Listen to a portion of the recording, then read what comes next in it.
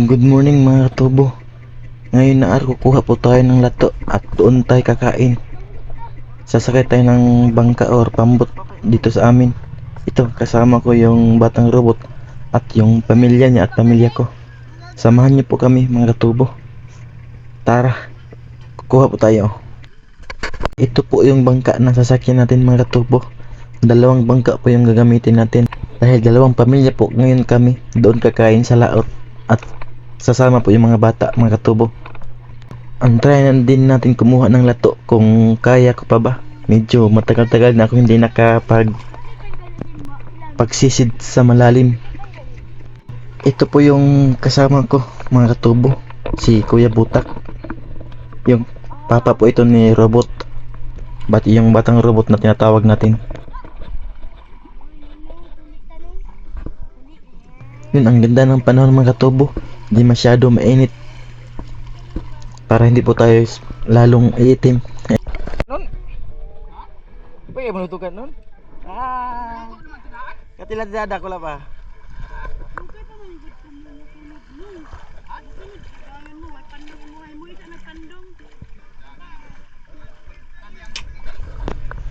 Yun yung pangalawang bangka po mga katubo. Yun yung papa ko. Yun yung bangka po na sariling amin. At ito po yung isa is sa papa po ni batang robot o kang Kuya Butak po. Daragatin sila natin. Naghihintay pa po kami kang mama mga katubo dahil hindi pa po luto yung rice na niluto nila. Dahil unexpected po ito na lakad mga katubo.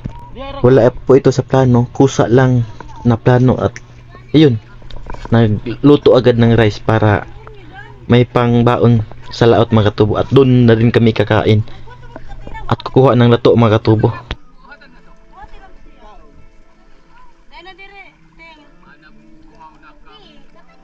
Ay, dahil na bata.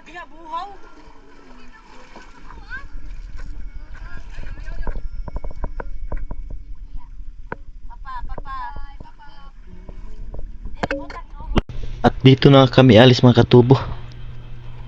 Doon sa may makuhaan ng lato mga katubo.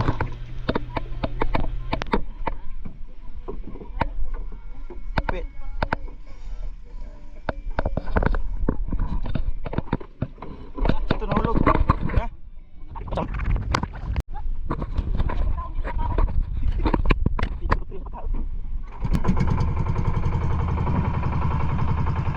Ito mga katubo, alis na tayo mga katubo. Samahan ninyo kami mga katubo, kakain dun sa laot. Let's go!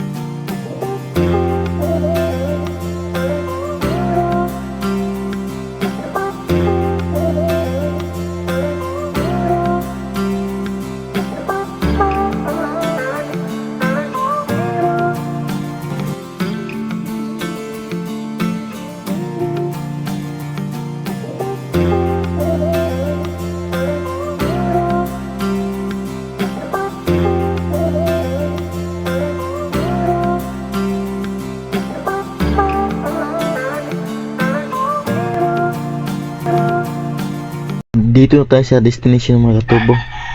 Hanap po tayo dito ng lato. Baka andito lang po. Try po natin sumisid mga katubo. Yun, andito si Kuya Butak. Yun, may nakita siya mga katubo. Hindi ko na masyado abot mga katubo. Medyo malalim-lalim mga katubo. Kaya dito lang ako. Medyo sumasakit na yung dalawang tainga ko mga katubo. Yun, di ko kaya talaga mga katubo. Medyo malalim-lalim. Yun, may nakuha siya mga katubo na lato. Tingnan natin mga katubo. Yun mga katubo, hawak ni Kuya Butak yung lato mga katubo. Ang ganda talaga dito mga katubo, sa ilalim ng dagat. Yan, ito po yung luto mga katubo. Hintay po tayo ulit na sumisid si Kuya Butak mga katubo. Dahil medyo maliit lang yung nakuha niya. Medyo marami-rami kayo may kakain mga katubo.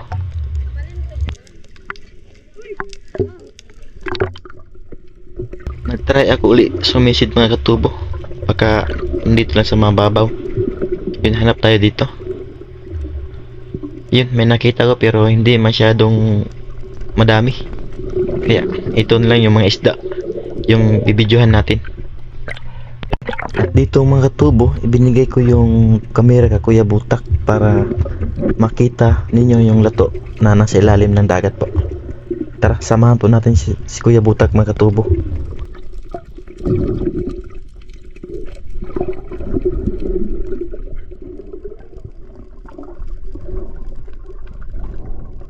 Yun mga katubo, ang daming lato po. Yun, ang ganda ng kulay. Ang ganda tingnan mga katubo.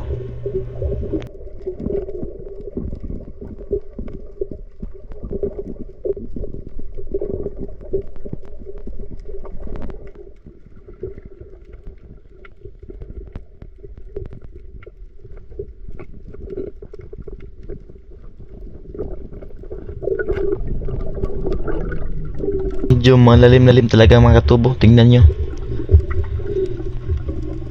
Nasa mga 10 feet po ata to. Hindi lang po ako sure mga katubo ha.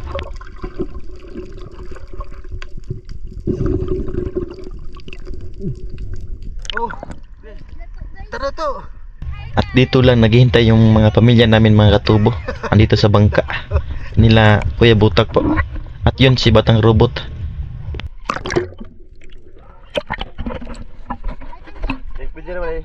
Dito mga katubo, sa paglangoy-langoy natin, may nakita tayong nasa mababaw lang. Ito yun mga katubo, yung lato. Kuha po tayo.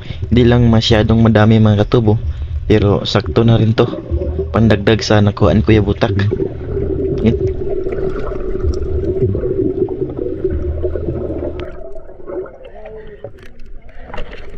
Yun mga katubo, sumisid si Batang Robot. Try niya daw. Yun, hindi niya kaya mga katubo, kaya nagpusing naman po. Yun. Yun mga katubo, yung anak ko po mga katubo.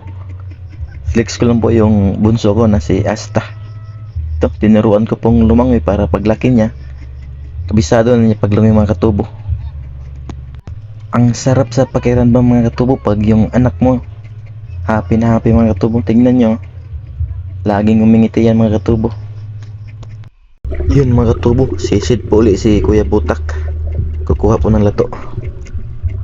Yun, hindi ko talaga kaya sa ilalim mga katubo. Medyo sasakit yung dalawang tainga ko po mga katubo, kaya binudyan ko nalang si Kuya Butak. Ito po si Ate Dadak mga katubo, yung asawa ni Kuya Butak. Ito po yung kuha natin ng mga lato mga katubo. Nilinisan po ni Ate Dadak para pagkain natin mamaya mga katubo, malinis na at hindi na madumi mga katubo. Dahil pag once na kinuha mo ito sa ilalim ng laot, madumi pa po mga katubo. Kaya nilinisan po ni Ate Dadak muna bago kainin.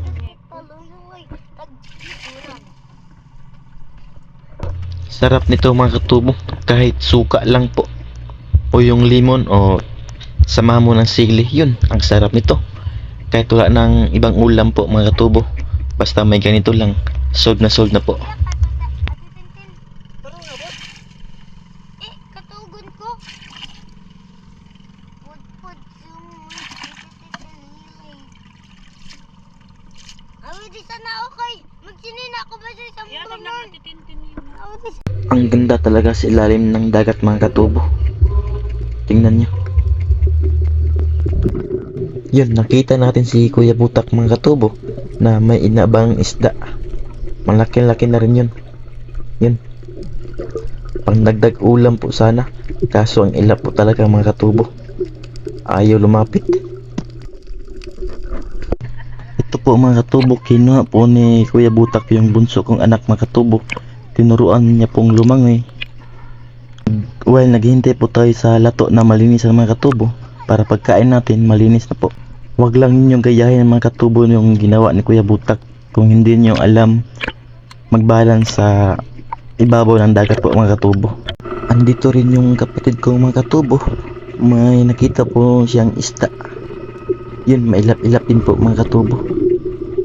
At yung mga video na ina-upload natin mga katubo na pamamana paggabi, sa kanya po yung galing.